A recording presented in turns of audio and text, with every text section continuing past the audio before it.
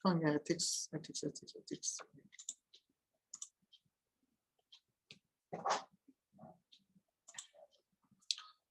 Research ethics हमें करना है तो पहले ये पता होना चाहिए कि एथिक्स होते क्या हैं। तो किसी को कुछ पता है एथिक्स क्या होते हैं? Moral value. स्क्रीन पे क्या दिख रहा है आपको? बफर हो रहा है। एक सेकंड दोबारा करते हैं।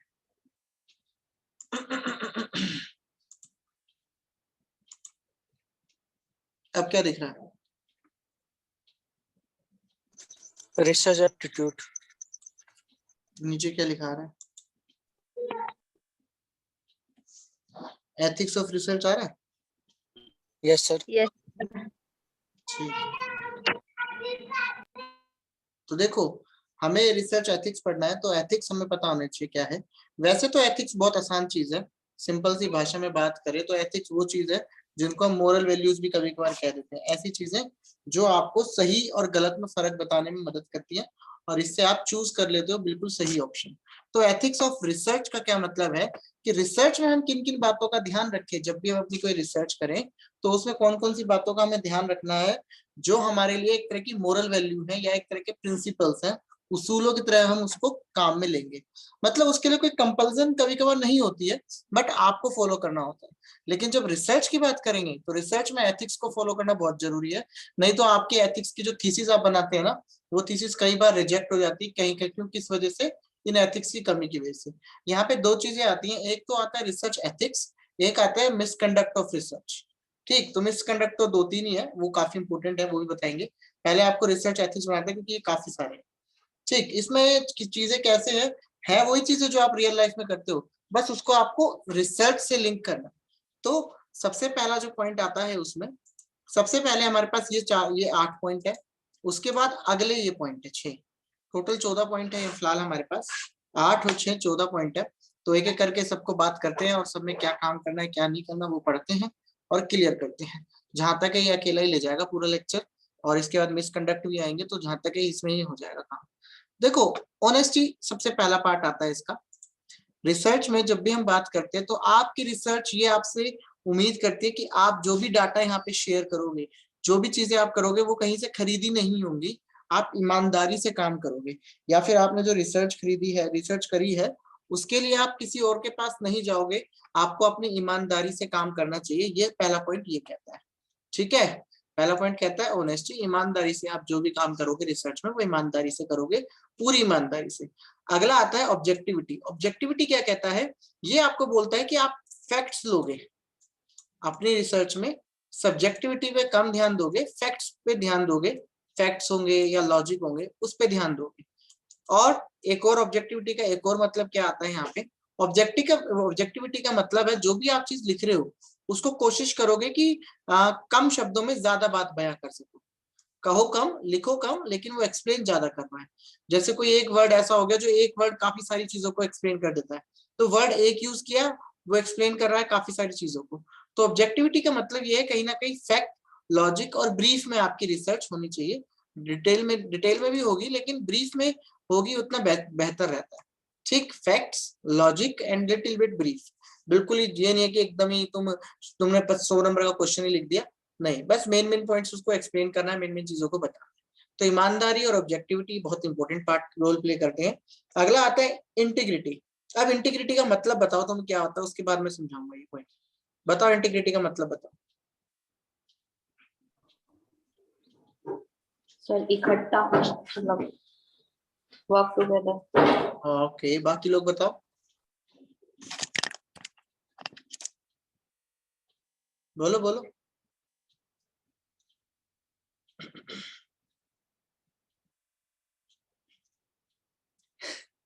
इंटीग्रिटी एक तरह से जो प्रॉमिस आपने करे हैं अपनी रिसर्च को करते वक्त, आप उनको ध्यान में रखते हुए अपनी रिसर्च को आगे फॉलो करोगे। ठीक है, अपनी चीजों को, अपने प्रॉमिस को खरे उतरोगे उस प्रॉमिस पे। ठीक, जैसे आपने मेरे को प्रॉमिस किया कि सर हम आपकी लेक्चर लेंगे, हम डेली पढ़ेंगे, तो आप उस पर खरे उतरोगे। ऐसे ही अगर आप तैयारी कर रहे हैं किसी एग्जाम की, तो आपकी उसकी तैयारी डेली बेसिस पे आपको करनी है, उस चीज पे आप खरे उतरोगे, जो भी आपने प्रोमिस करे हैं उस पे खरे उतरना। कभी कभार कोई रिसर्चर होता है वो अपना काम निकलवाने के लिए कभी कभार आपको प्रॉमिस कर देगा कि मैं आपका डाटा ना कॉन्फिडेंशियल रखूंगा, आप मेरे से चिंता मत करो, मैं आपकी बात किसी को नहीं बताऊंगा, आप मेरे को बस अपना रिसर्च करने में हेल्प कर दो। उस बंदे ने बात मान ली कि बंदा प्रॉमिस कर रहा है, रिसर्च एथिक्स फॉलो करेगा तो कॉन्फिडेंशियल रखेगा चीजों को, उसने उसकी बात मान ली। अब ये बंदा क्या कर रहा है, जैसे ही इसका रिसर्च पब्लिकेशन हुई, इसके पास कहीं से ऑफर आया कि मैं तुझे 5,000 रुपए दूंगा, जिस बंदे से तूने ये डाटा लिया है ना उसकी कॉन्फिडेंशियलिटी आपको मेरे को देनी है, आप मुझे उसका डाटा शेयर कर दो तो मैं आपको खुशी खुशी बिना किसी डरे 5,000 रुपए दे दूंगा।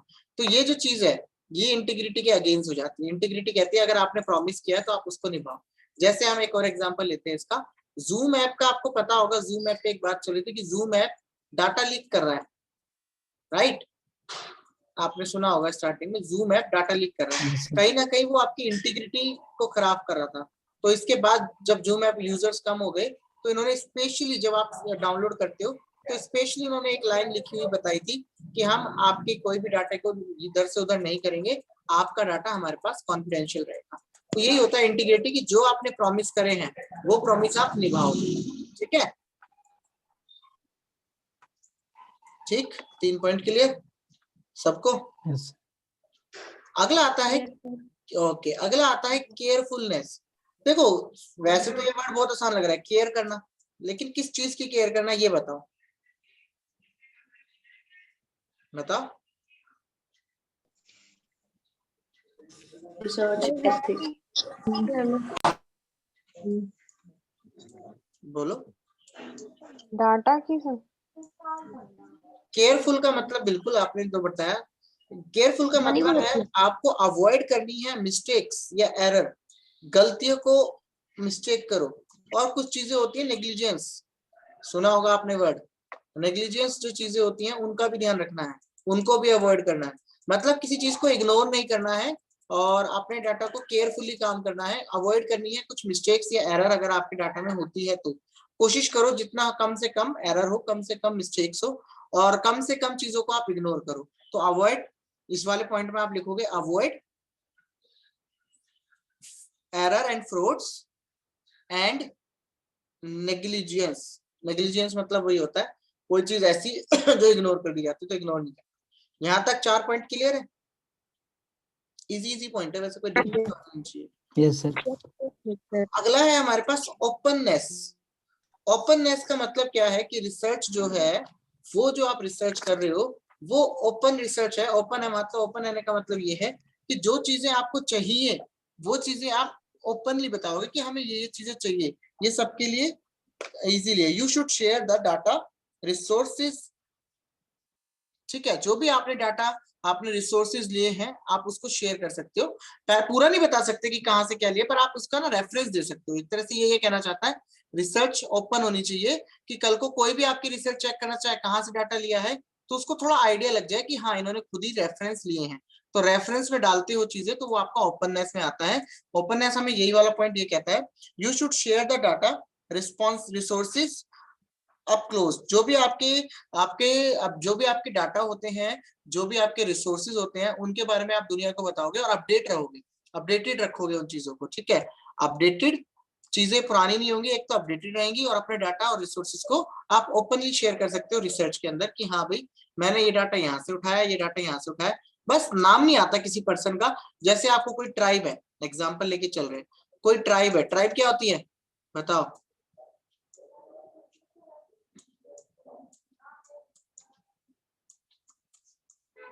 अलग अलग प्रजातियां होती हैं, है ना, अलग अलग प्रजातियां होती हैं आपकी, तो आपको ध्यान रखना पड़ता है कि भाई अलग अलग ट्राइब्स की अगर बारे में आप लिख रहे हो तो आप उनकी चीजों को कॉन्फिडेंशियल लिखोगे। इसका ना एक मोटिव और है, एक मोटिव और इसका ये भी आता है, जैसे अभी आपने बताया हमें कि हमें अपने चीजों को उनको रेफरेंस देके आप बता सकते हो। जब आप रेफरेंस देके किसी को बताते हो ना कि मैंने ये डाटा उस बुक से लिया है या उसके वहां से लिया है, तो पता चलता है कि आपकी रिसर्च जो है वो जेन्युइन है, फेक नहीं है, आपने ये चीज वहां से हेल्प ली है तो आप बता रहे हो। ये एक अच्छी बात मानी जाती है कि अगर आप किसी से मदद ले रहे हो तो उसका नाम हमेशा जाहिर करो। जैसे कुछ मेरे दोस्त है वो कहते हैं यार तुम अकेले एक ऐसे मैंने देखे हैं टीचर अनअकैडमी पे जो कभी भी अनअकैडमी पे क्लासेस लेते थे तो नवीन सर की तारीफ हमेशा करते थे। तो मैंने कहा मेरे को उन्होंने अच्छा पढ़ाया है इसलिए मैं उनकी तारीफ करता हूँ क्योंकि जो हूँ उनकी वजह से हूँ। तो वो लोग ये कहते थे कि ऐसा हर कोई नहीं होता। ज्यादातर लोग क्या करते हैं आपकी पढ़ाई तो कर लेंगे लेकिन पढ़ाई करने के बाद जब बताने की बात आती है तो वो कहते हैं सब मैंने किया है, सब मेरी मेहनत है, सब कुछ मैंने किया था। तो मैंने कहा ऐसा कुछ नहीं है। जब भी आप कभी कोई टीचर से या किसी मेंटर से हेल्प लेते हो हमेशा उनको अप्रिशिएट करो क्योंकि अगर वो ना होते तो आपको जो नॉलेज अभी है वो नॉलेज कभी ना होती। और इसके दो फायदे होते हैं। एक तो आपको पता चलता है कि हमारे जो आइडल जिनकी वजह से मैं आज यहाँ पे हूँ वो कौन है।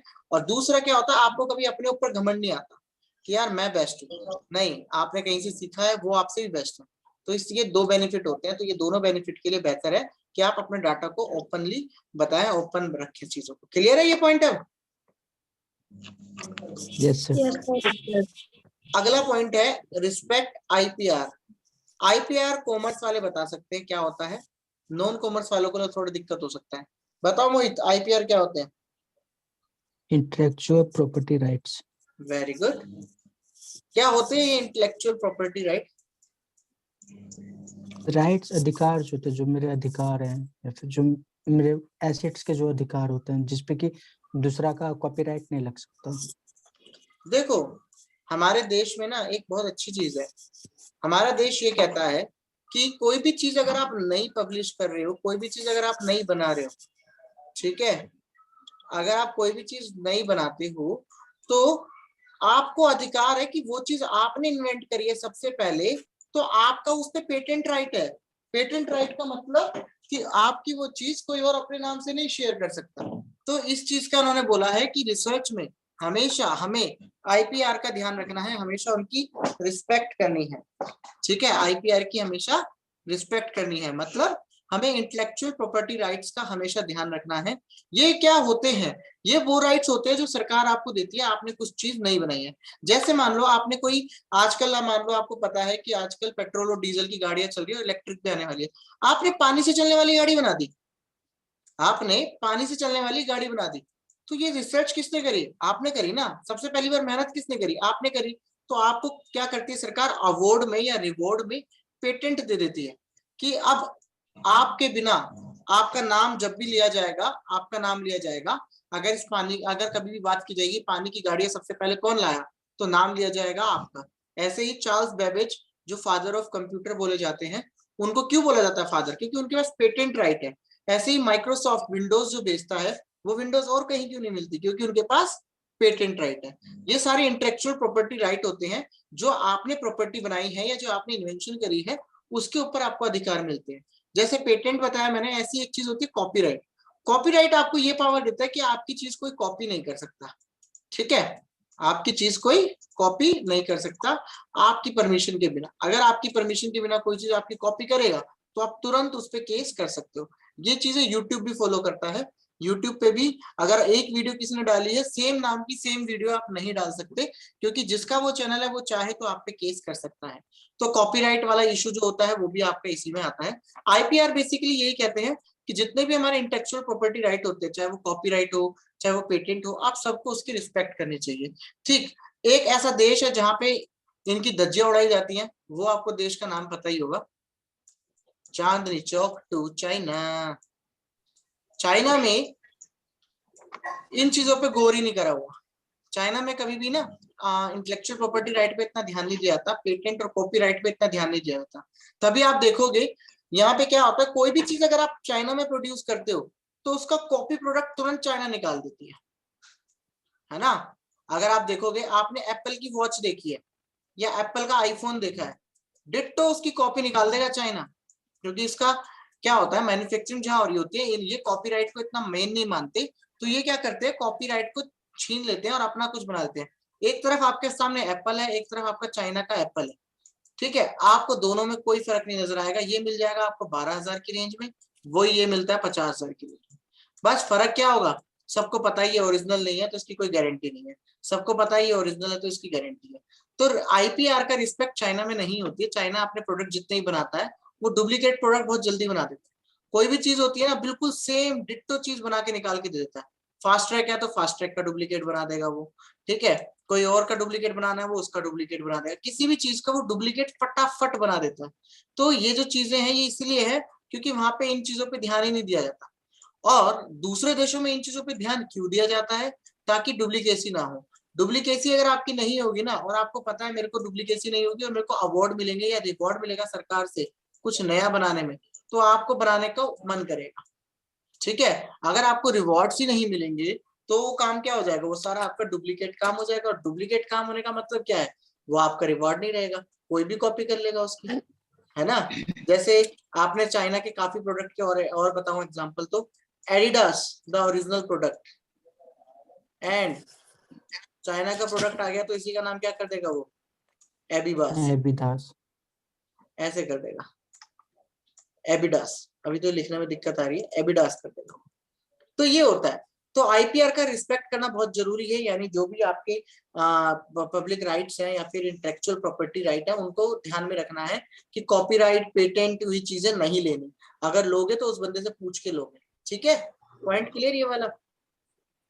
Yes sir. Very good. अगला आपके पास जो पॉइंट है वो आपका पॉइंट कहता है कॉन्फिडेंशियल। आप जो भी डाटा रिसर्च में यूज कर रहे हो उसको आप कॉन्फिडेंशियल। सर एक बात पूछनी थी। जी सर इंडिया में कोई भी चीज बन क्यों नहीं पाती है? चाइना क्यों बना लेता है हर चीज को? देखो ऐसा है, ऐसी कोई जगह नहीं जहाँ पे चीजें ना बनती हो। फर्क अगर इस चीज का आप जानना चाहते हैं तो सबसे बड़ा फर्क क्या है, चाइना में ना कॉस्ट बहुत कम पड़ती है। चाइना की पॉलिसीज ऐसी हैं, फॉरेन पॉलिसीज, इन्वेस्टमेंट पॉलिसीज, कि वहां पे जो कॉस्ट है ना वो बहुत कम पड़ती है किसी भी कंपनी को। इसीलिए ज्यादातर लोग चाइना में कॉस्ट कम पड़ती है वहां से बनवाते हैं, ठीक है। इंडिया में कॉस्ट टैक्स की ज्यादा है। इंडिया में एक्साइज ड्यूटी लगा देंगे, इंपोर्ट ड्यूटी लगा देंगे, वो ये ड्यूटी वो ड्यूटी, फलाना ड्यूटी वो ड्यूटी, डबल टैक्सेशन है वो, डबल टैक्सेशन अवॉइडेंस। यहाँ पे टैक्स बहुत ज्यादा देना पड़ता है, इसलिए लोग यहाँ कमाना पसंद करते हैं। अमेरिका में जाओगे वहां पे टैक्स और ज्यादा देना पड़ता है, ये चीजें रहती हैं। तो ज्यादातर जो कंपनियां होती है वो चाइना से इसलिए बनवाती है, दो रीजन होते हैं। एक तो वहां कॉस्ट सस्ती पड़ती है, पहली चीज। दूसरा वहां पे लेबर बहुत सस्ता है, हमारे इंडिया से भी सस्ता लेबर है, ठीक है। क्योंकि आपको पता है चाइना नंबर 1 था पॉपुलेशन में एक टाइम पे, कि पॉपुलेशन में नंबर 1 पे चाइना था, इंडिया नंबर 2 पे था। तो वहां पे लेबर भी सस्ता मिल रहा है, कॉस्ट भी कम पड़ रही है।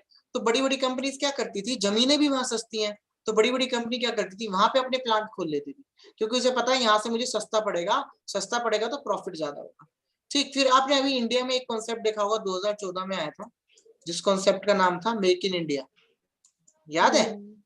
इसके बाद इंडिया में बनने लग गए।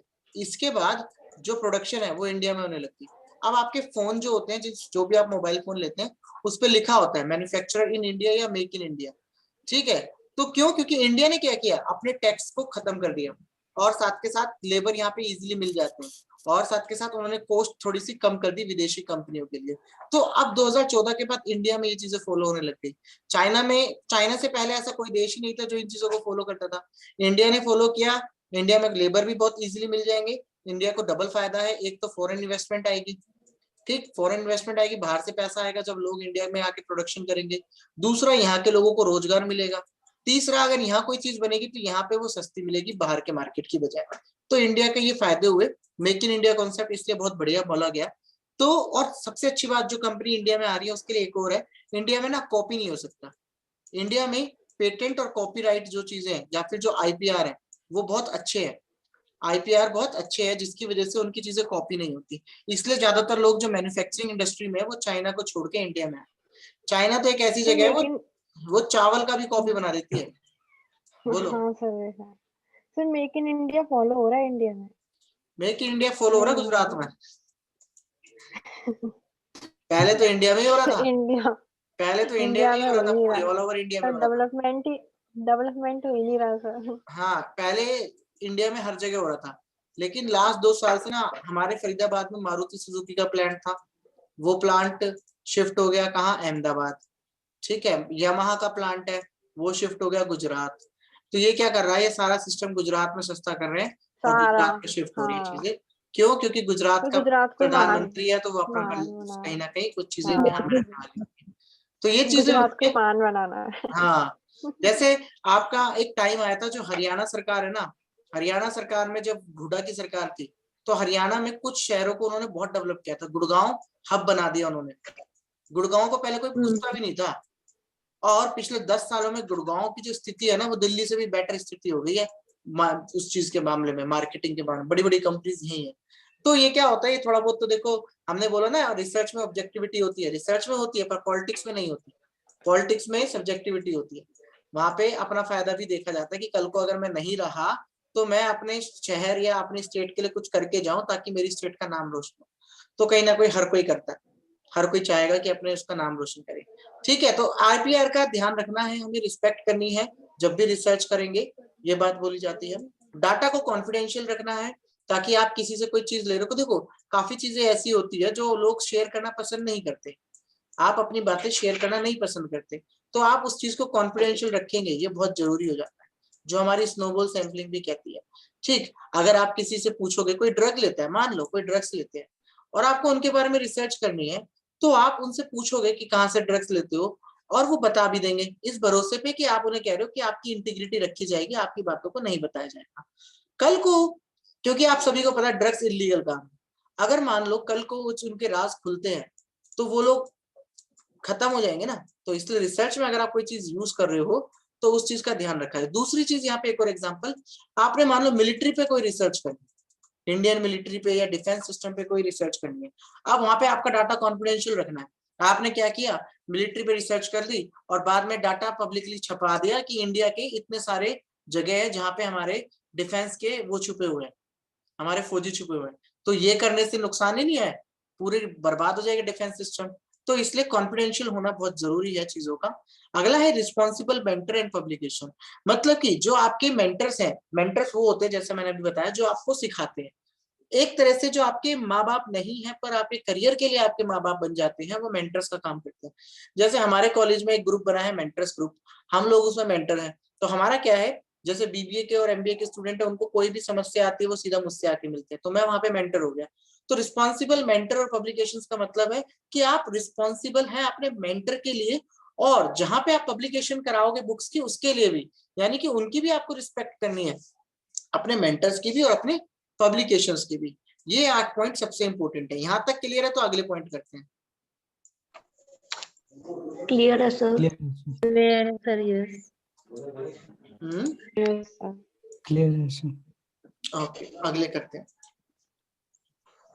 इसके बाद आता है प्रमोट सोशल रिस्पॉन्सिबिलिटी।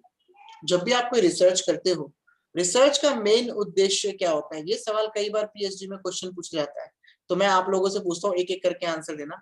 दीपाली, आप अगर रिसर्च करना चाहती हैं तो आप रिसर्च क्यों करना चाहती हैं, आपका मेन उद्देश्य क्या है रिसर्च करने का? दीपाली से शुरुआत करते हैं, बोलो। दीपाली हो यहाँ पे? नहीं, म्यूट हो रखा है शायद। चलो कोई नहीं, हिमांशु तुम बताओ, अगर तुम रिसर्च करते हो तो तुम रिसर्च क्यों करना चाहते हो? अगर मैं सवाल पूछूं तो क्या जवाब दोगे, बताओ।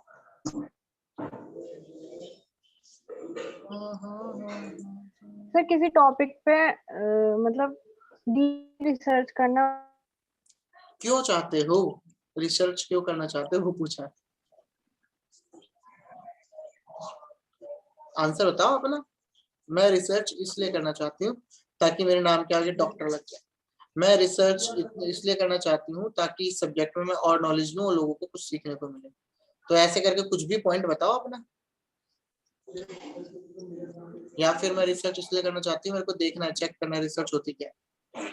बताओ किस लिए करना चाहते हो रिसर्च? सर आवाज आ रही है मेरी? कट रहा है सर। आवाज आ रही है। सर आपका कट रहा है। अच्छा, आपकी तरफ से। नेटवर्क तुम्हारी तरफ से आ रहा होगा, यहाँ तो क्लियर है। मैंने पूछा रिसर्च क्यों करना चाहते हो, अगर आप बता सकते हो तो बताओ।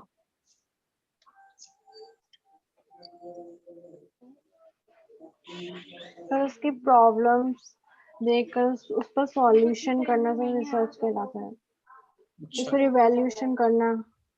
ठीक है ठीक है, चलो बढ़िया है। मोहित तुम बताओ, तुम रिसर्च करना चाहोगे तो क्यों करना चाहोगे? सोसाइटी को सर एक नया रूल या फिर एक नया नजरिया देने के लिए। ओके, एकता किसी तुम पार्टिकुलर रिसर्च क्यों करना चाहोगे? सर कुछ नई इन्वेंशन करने के लिए। कोई तो बोल दो, डॉक्टर लगाना है नाम के आगे। श्वेता रिसर्च क्यों करना चाहते हो? लगाना ही है सर, डिग्री तो सर लेनी ही है, डिग्री लेने के लिए भी डॉक्टर करते हैं तो सर ऑटोमेटिक लग ही जाएगा सर। श्वेता सर। रिसर्च क्यों करना चाहोगे? क्या? कुछ नई डेवलपमेंट हो उसके लिए। ओके, चलिए हम बताते हैं। कभी भी रिसर्च डॉक्टर बनने के लिए नहीं की जाती, ठीक है? कभी भी रिसर्च फेमस होने के लिए नहीं की जाती। रिसर्च का मतलब है उस सब्जेक्ट के डायमेंशंस को खोलना। कभी भी आपसे इंटरव्यू में सवाल पूछा जाए तो ये बताना, मैं इस सब्जेक्ट को और एक्सप्लोर करना चाहता हूँ। याद करो, एक्सप्लोरेटरी रिसर्च क्या था? थोड़ी बहुत नॉलेज है, उसको डीप स्टडी करना। तो मैं इस सब्जेक्ट को एक्सप्लोर करना चाहता हूँ। आप सभी ने बहुत सही बताया, एक्सप्लोर करना चाहते हैं हम, सोसाइटी के लिए कुछ भला करना चाहते हैं। ओवरऑल ऑब्जेक्टिव जो होता है वो यही होता है, सोशल रिस्पॉन्सिबिलिटी, सोसाइटी का ध्यान रखना, ठीक है? इसको प्रमोट करना चाहते हैं। अगला आता है एनिमल कॉज और ह्यूमन कॉज। मतलब क्या है आपका? दीपाली आपका नेटवर्क इशू है। सर हाँ जो अभी आपने पॉइंट्स खाए थे उसी में इंक्लूड होंगे ये सारे? हाँ, ये सारे वही पॉइंट्स है, वहां पे कम जगह थी इसलिए अलग से लिया। 14 पॉइंट है टोटल, ठीक है? तो एक ये पॉइंट भी है, promote social responsibility. Animal and human cos, human रह गया लिखना यहाँ पे। इंसानों को, आप आजकल जो रिसर्च होती है ना, वो रिसर्च साफ कहती है हम इसमें इंसान, किसी भी जानवर या किसी भी इंसान को हर्ट नहीं करे।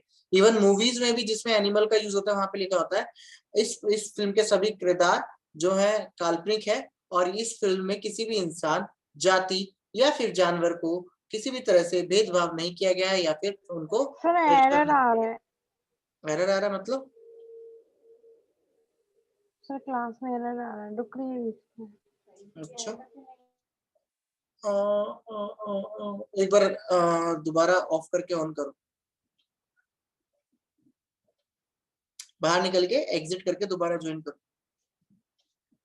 कोई ना कोई वजह होती है। तो एनिमल कोज और ह्यूमन कोज ये दोनों नहीं होने चाहिए।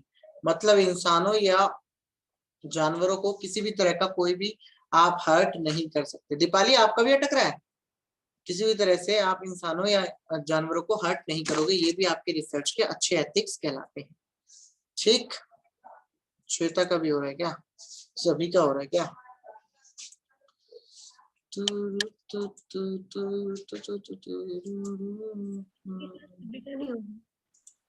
दीपाली का भी स्ट्रक है, तुम्हारा भी स्ट्रक है। इस क्लास को ना अभी बंद करता हूँ और दोबारा खोल देता हूँ इस क्लास को।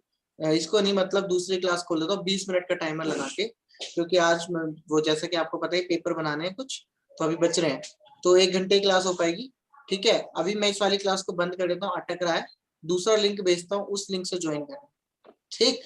फिर ये वाले पॉइंट करेंगे और मिसकंडक्ट करेंगे उसमें। ओके।